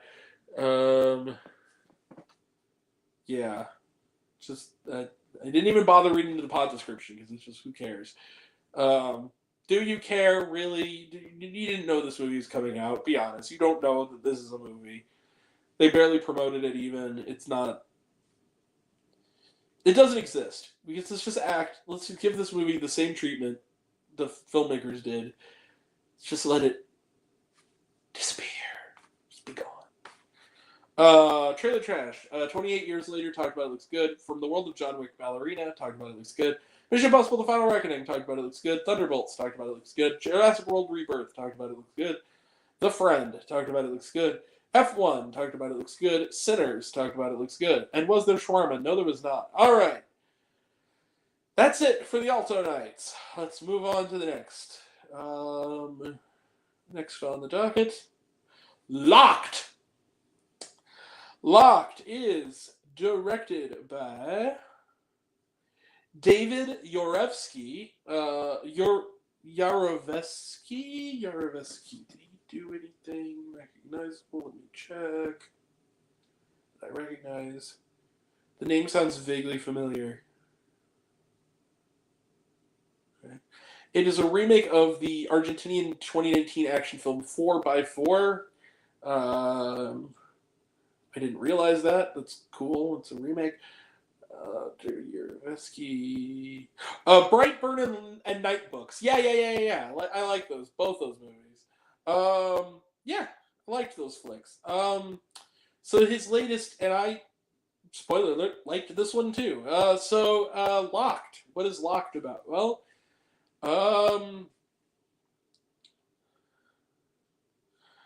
a thief breaking into a luxury SUV realizes that he has slipped into a sophisticated game of psychological horror. The thief in question is Bill Skarsgård in a rare film where he gets to play somebody who is not completely sinister from beginning to end. And the thief, the thief's sort of enemy, the sort of who turns the tables on him, the rich voice over the phone in the car that is none other than William, played by Anthony Hopkins, and Sir Anthony Hopkins. And long story short, Locked is a lot of fun. It has more, and here's the other thing that makes it really work specially. It has a lot more depth than you would expect. It has a lot more on its mind than you might expect. This is a conceit. The idea is that he's locked in a car that is high-end and sort of souped up with like tasers on the seats and all that stuff by this sort of maniacal billionaire. But within that, there's actually some thoughtful things to say in this movie about sort of the generational divide between the hero and the villain. This sort of him struggling, Bill Skarsgård trying to struggle to be less of a lousy father to his young daughter, and all that other stuff. But even beyond that, within those frameworks, as a thrill-a-minute, 90-minute, psychological thriller, action film, it works. They keep the conceit running for an hour and a half. It moves at a nice beat, and they find ways to sustain the material. It's fun. It's tense. It's interesting. There's a surprising streak kind of humor in it. It's surprisingly pretty funny. Overall, yeah, it's Locked is a solid B-movie thriller that has a little more on its mind than you might expect. Yeah, color me surprised. I quite liked Locked. It was a very pleasant surprise. I'm going to give it 4.5 stars. This is a solid out of 5. This is a solid, not going to go all the way, but going to go pretty far movie. It has a lot of, a lot more than you would expect from the premise. It's a short film premise that they've somehow miraculously found a way to make feature length and not feel tired. And, yeah, it's good. So, Locked. Trailer trash. From the world of John Wick, Ballerina, talked about it, looks good. Mission Impossible: The Final Reckoning, talked about it, looks good. Until Dawn, talked about it, looks good. The Amateur, talked about it, looks good. Drop, talked about it, looks good. Freaky Tales, talked about it, looks good. Rosario, this looked creepy. David Dastmalchian is in it. The Shrouds, this is a newer trailer. Talked about it, looks good. David Cronenberg, awesome. And was there shawarma? No, there was not. All right, that's it for that one. Another one on the books. We are getting there. We got 7 more reviews to go. So we are almost 3/4 of the way through this week's episode before we can call it the day. Next up, Ash. Ash is directed by Flying Lotus. This is his full-length feature directorial debut. He previously is music producer, did music videos. He also contributed to a short subject to VHS 99, I believe. So this is his first feature film. And what is Ash about? Ash, a woman who wakes up on a distant planet and finds the crew of her space station viciously killed. Her investigation into what happened sets in motion a terrifying chain of events. Terrifying, and yet somehow weirdly beautiful. The woman in question is Isa Gonzalez, who is terrific here. Also in the mix is Aaron Paul as a fellow a astronaut who may or may not be what he seems. I loved Ash. Yeah, Ash was awesome. This movie, Flying Lotus, is visually on a filmmaking level. First off, let's talk about the story is also quite good, but let's talk about the look of this movie. This movie cost $10 million, okay? This is one of the most visually beautiful movies I've seen in like the last 3 years. Like, this is trippy, it's hypnotic, it's unique in its colors. The depiction of space here is like watching a Lovecraftian like oil painting. It's just beautiful. It's intense. It's creepy. The story also, which is may seem to be made of familiar parts. Yes, there's a little bit of Alien here. There's a little bit of Event Horizon here, but they find a way to make it fresh and have its own sort of language and point of view and psychological insight. The characters, while not necessarily by the nature of the premise, not necessarily fully sketched, are interesting. You do sort of see their struggle. The world is creepy and tense. It's very well realized. And again, just the visual look of it, the storytelling, it all works really well. It's really thoughtful science fiction. A lot of this, along with Mickey 17, are showing that good, thoughtful science fiction is sort of making a comeback, and I'm happy about that. And yeah. Ash, it's in theaters everywhere now. It will eventually be on Shudder. It's a Shudder co-production. So definitely check out Ash, directed by Flying Lotus. I can't wait to see what he does next. I'm gonna keep it pretty. I kept it pretty vague because I don't want to spoil anything because there's a lot of interesting twists and turns. But yeah, go see Ash. It's great. And yeah, Ash. I'm gonna give one of these. Yeah, you see it. Bang. 5 out of 5 stars plus. We got another one. That's really, really good. Trailer trash. Let's talk some trailer trash. The Grove. This looks kind of bad. It looks like really bad. Like it shouldn't be advertised in a movie theater. Mission Impossible: The Final Reckoning. Talked about it. Looks good. The Amateur. Talked about it. Looks good. Megan or Mathregan 2.0. Talked about it. Looks good. Hell of a Summer. Talked about it. Looks good. Freaky Tales. Talked about it. Looks good. Dangerous Animals. This is the latest from Sean Byrne, who of course did The Loved Ones, which is a very underrated Australian horror, and it's a shark movie starring Jai Courtney. It looks creepy. And then Clown in a Cornfield. Talked about it. Looks good. And was there shawarma? Yes. There's a scene during the credits, and there's a little some extras thing at the end of the credits. So stick around. And yeah, that's it for Ash. Let's move on. Move on down the road. He's on down. Uh-oh.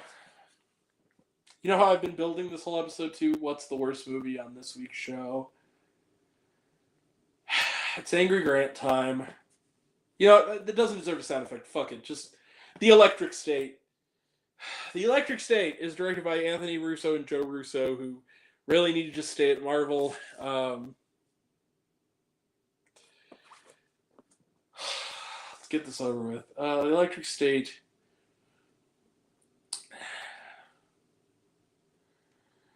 An orphan teen hits the road with a mysterious robot to find her long-lost brother, teaming up with a smuggler and his wisecracking sidekick. You know what? In lieu of a review, I'm just going to tell you, first off, I'm just going to list off the resources this movie wasted. Because that's more interesting, honestly, than even talking about this movie. This movie was surprisingly hard to sit through. That's based on a book that's apparently great. I wouldn't know, I haven't read it, but on the basis of this movie is loud, soulless, lumbering, maudlin, unfunny, ugly looking, visually ugly looking, full of good actors doing like career worst work here. It takes an interesting setup and totally fucks it.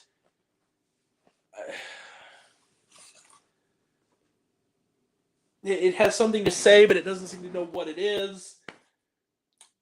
The movie sucks. Now, I'm going to list off the resources this movie wasted.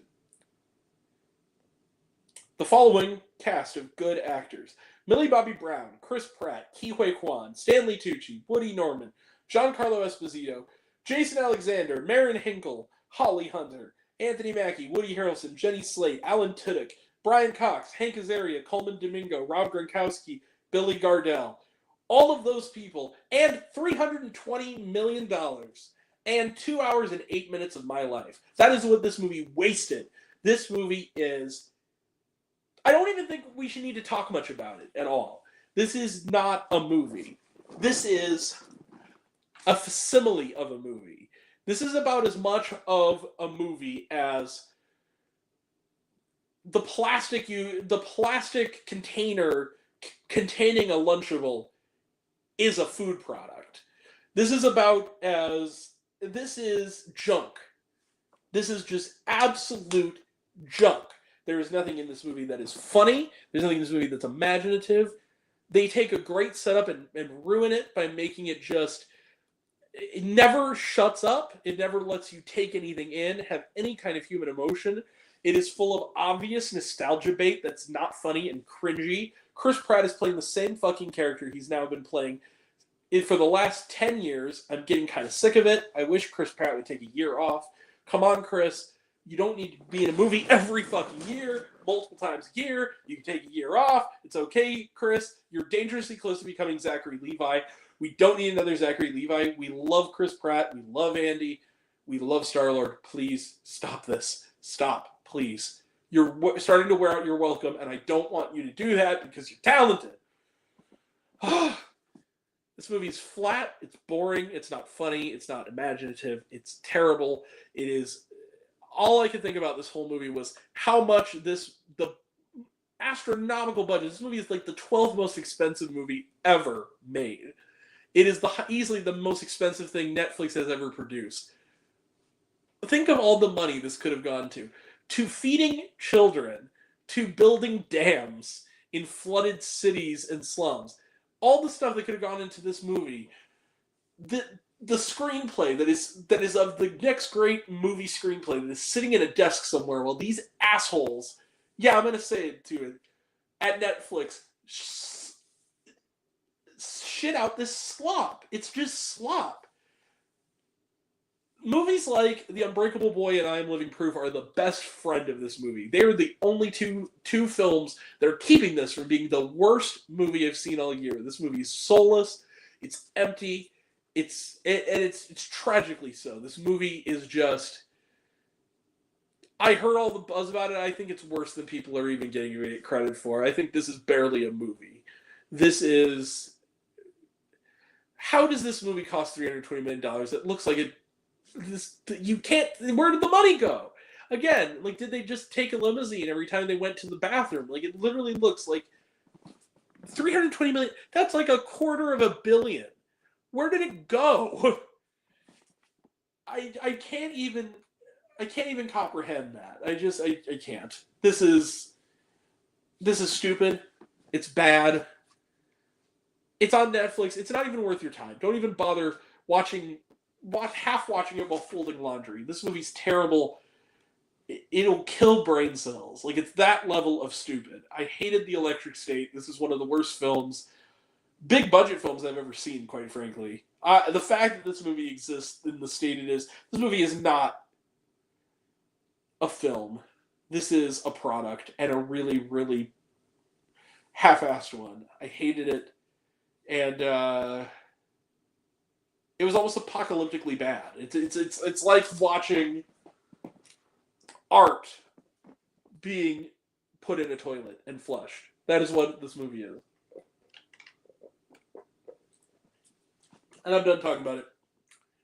0 stars, middle finger of kindness. Fuck this movie. This is one of the worst pieces of shit I've ever seen. I hated it. Just don't even bother. The Electric State, just what a waste. What a waste. Like, really, what a waste. Yeah. Trailer Trash None, watched it here at home. Was the shawarma? No, there was not. Yeah. Terrible. Just terrible. Odessa! Speaking of Stranger Things actors, Odessa is directed by Jeremy Jasper. This is he previously did a film called Patty Cakes. I've not seen it. I've heard of it. I remember getting the trailer for it whenever it was coming out. I never got a chance to check it out. Heard it was okay. And now we have Odessa. This is on Hulu and Disney Plus. This is the latest Searchlight Pictures release that is heading to the streaming service, premiered at South by Southwest. What is the film about? Well, a farm girl in search to recover a cherished family heirloom. She travels to a strange and dangerous city where she meets her one true love. To save his soul, she must put the power of destiny to the ultimate test. It's a musical. Basically, it's a Xanadu-esque fantasy totalitarian musical about this girl played by Sadie Sink, who goes to this place and sings. She's a farm girl in the totalitarian future who rambles on with daddy's guitar and eventually falls in love with a sort of a bisexual nightclub dancer, performer, sex worker type played by Kelvin Harrison Jr., who's always good and is good here as well, even though the material's maybe not as good as he is. And he's working at the thumb of sort of his superior, the sort of madam of the house, played by Regina Hall, in heavy makeup, trying to do sinister. And I'm a little bit split on this one. I'm going to be honest with you. I don't hate Odessa, but I don't really like it either. It's a weird thing. I think that it's a cool idea. Let me put it to you this way. I think this movie is very well made on a filmmaking level and a world-building level. But I think that almost the movie's aesthetic is its own worst enemy. Because I feel like this movie, it is a ambitious idea to sort of take this girl fresh off the bus, trying to find her way musical with this sort of totalitarian, campy, like the big, capital from Hunger Games style world around her. A little bit of Xanadu in there. Trying to take down the regime, and there's a little bit of Romeo and Juliet in there. And these ideas on their own are okay. They don't work together at all. To say this is a mess would be an understatement. I think that the movie can't decide what it wants to say or what it wants to be. I think it looks great. I think that Sadie Sink is quite good. I think Kelvin Harrison Jr. is quite good. Regina Hall is more often than not great, although here she kind of is baffling. I mean, she's a great actress, but I don't know what she's doing here.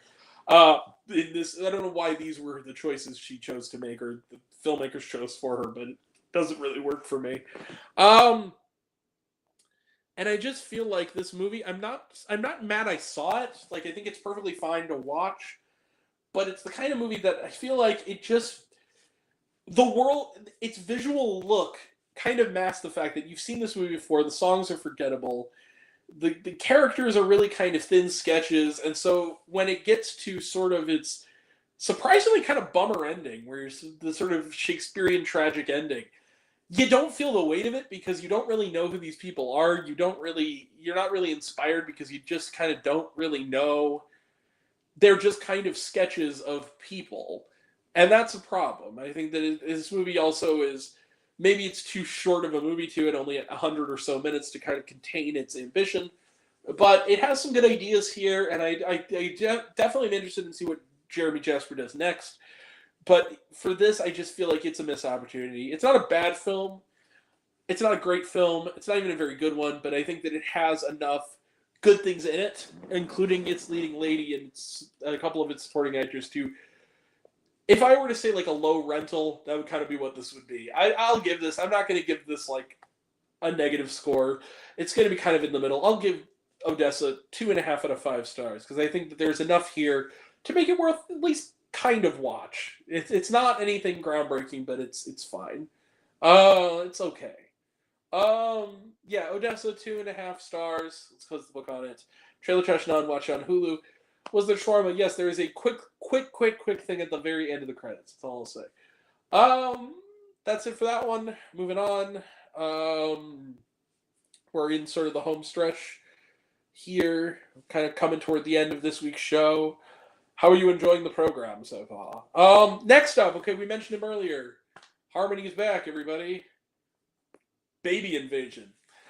Baby Invasion is the new film directed by Harmony Korine.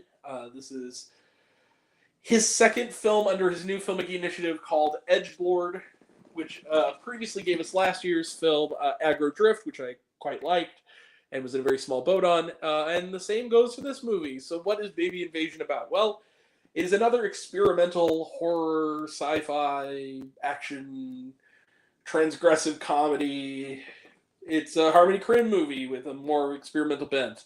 An ultra-realistic multiplayer FPS game follows a group of mercenaries using baby faces as avatars. Tasked with entering mansions of the rich and powerful, players must explore every rabbit hole before time runs out. Basically, what this does is that the game kind of takes on a life of its own. It's sort of sandwiched. This movie is about 80 minutes. The sandwiching effect of it is this Latinx game developer talking about how society is now basically something apocalyptic happened because of this game that took on a life of its own that was unfinished but leaked on the dark web. So now everybody, the line between what's the game and what is like real life death has sort of blurred, and sort of VR AI driven game. And we then sort of watch a Twitch stream of people playing this game, and we start to see that, like, yeah, the lines between reality is blurring.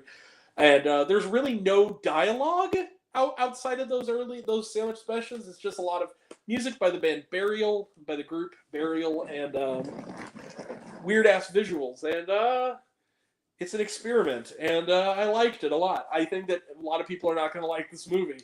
Again, it's a Harmony Korine film. You know who you are. This is probably his least accessible film yet. I'm going to be real about it. It is a movie that is very repetitive. It's going to try a lot of people's patience. It's a vibe, and it's also sort of a practical joke in a way. I think if you go into this thinking it's a normal movie that functions in a normal way, you're not going to really like it. But I think that if you go in understanding that this is indeed more of a filmed dare than a movie, you'll probably enjoy it. That's what I'll say about it. And I think it works. I think there is a point he's trying to make again that I think you have to sort of know his wavelength to get, which is the difference between fiction and reality and the blur of that. And again, I enjoyed it. It's weird, it's creepy, it's offbeat, but it works. And I'm going to give Baby Invasion one of these. Bang, 5 out of 5 stars plus. I think this movie has ambition. It's visually interesting.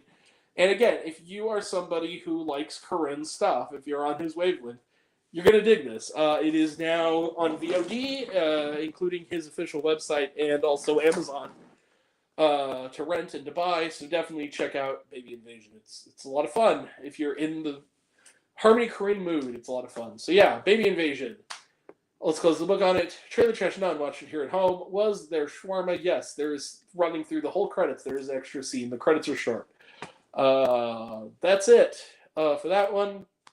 Moving on. It's the fun bad movie time, everybody. Tyler Perry's Duplicity is directed by Tyler Perry. It is the latest masterpiece from the great Tyler Perry. The crazy bastard. High-powered attorney Marley faces her most personal case yet when she is tasked with uncovering the truth behind the shooting of her best friend, Fela's husband. Okay. So, from what you might be able to gather from this is, if last year's Beauty and the Black was a film that is Tyler Perryizing the idea of domestic abuse, this film, and taking material that should have weight and nuance and making it an unintentional comedy, this does the same thing. For racist police shootings of unarmed black men. This is subject matter that needs to be handled with delicacy. It's powerful, it needs to be in film, and part of the cinematic conversation, not like this. Not the way Tyler Perry does it. This movie is, because Tyler Perry can't help himself, this movie is a comedy.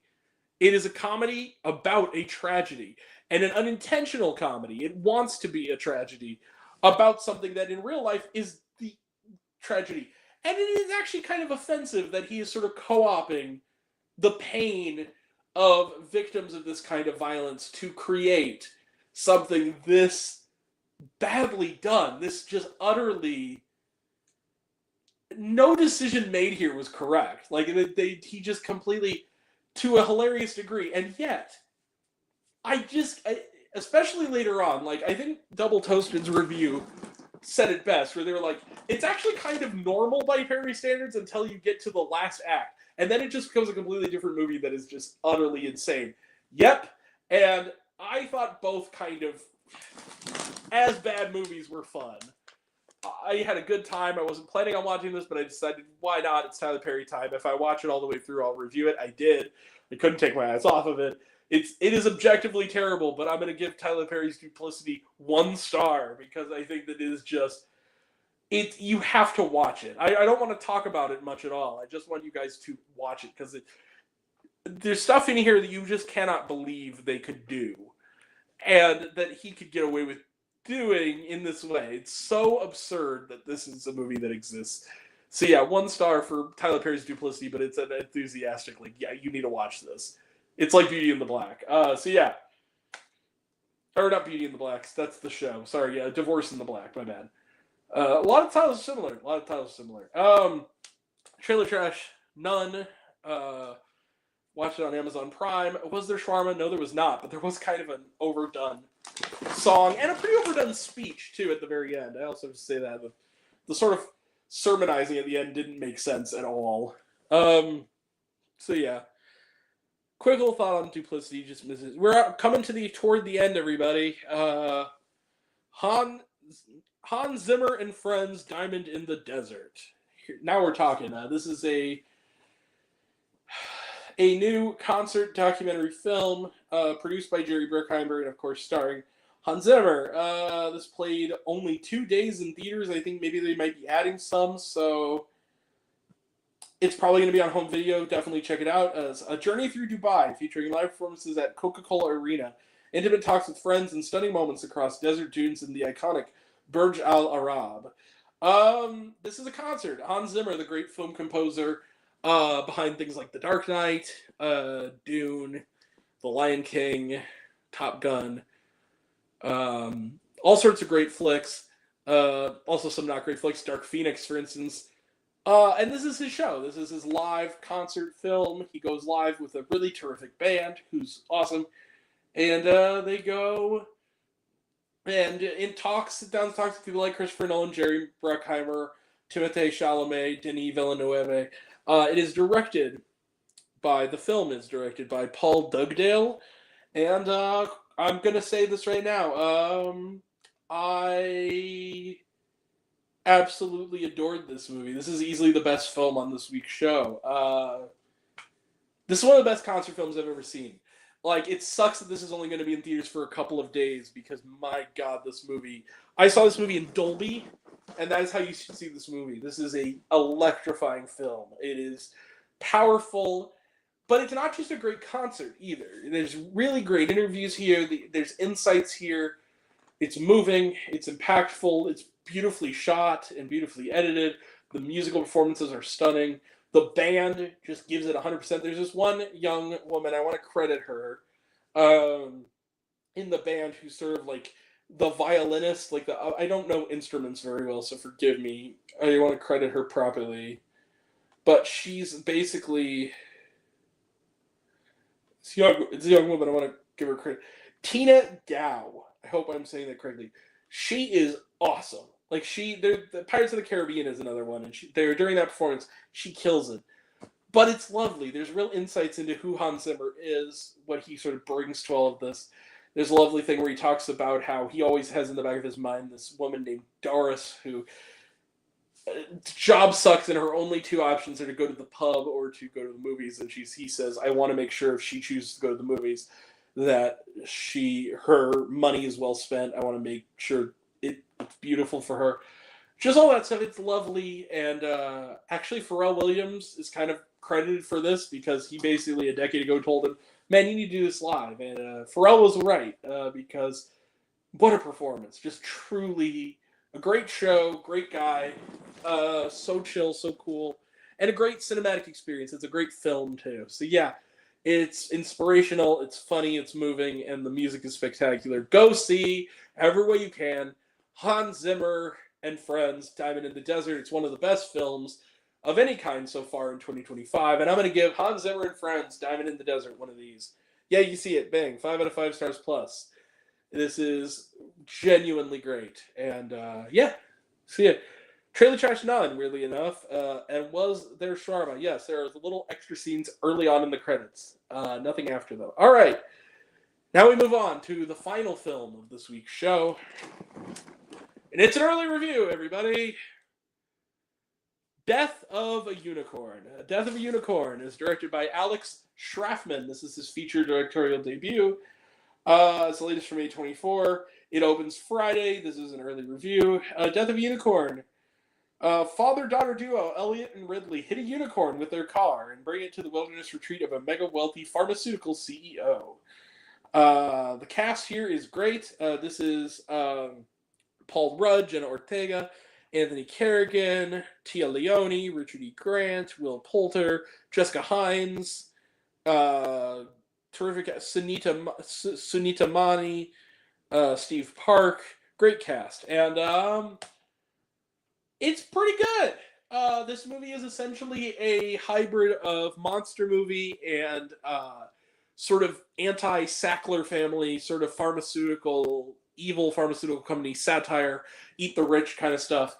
The mythology of the unicorns is actually really cool. They actually link it to like sort of historical folklore in a way that's really neat. I like the visual look of the film. I thought the gore scenes were gory and creative and fun. The humor mostly landed. It is a little broad at times, but I think when a good line was landed, it was really landed and it was funny. Is it a perfect film? Not quite. I think at times it sort of spins its wheels early on. It doesn't quite know when to sort of get the motor running. It's an hour, 45-minute movie that easily could have been more like 88 minutes. It didn't really need to be. It had about 15 minutes I think it didn't really need. That kind of spun its wheels a bit.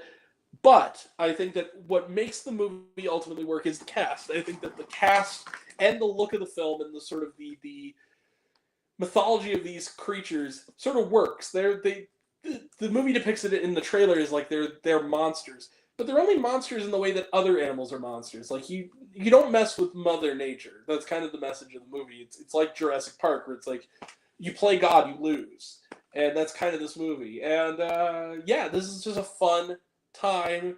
It's fun watching, sort of Trumpian rich assholes get theirs. You get that. It's fun watching the monsters play and roam around and stalk the prey. It's fun to watch that. The humor works. It's fun. The cast is great. They're all play off each other well. Will Poulter is a particular standout, playing yet another like hilariously sinister douchebag. He's very good at that. I had a really good time at Death of a Unicorn. Do I think it's any kind of a masterpiece? No. But it's a fun film, and I think that it's a lot more fun than you might expect. So yeah, I'm going to give Death of a Unicorn. I'm not going to go all the way, but I'll go pretty far. I'll give it 4.5 out of 5 stars. I think this is a solidly entertaining creature feature with a little bit of a satirical edge to it that was impressive. I enjoyed it. So yeah, Death of a Unicorn, 4.5 out of 5 stars. It opens on Friday. Definitely check it out. Trailer Trash. Trailer Trash. Warfare. Talked about it. Looks good. And Materialist. This is the latest from...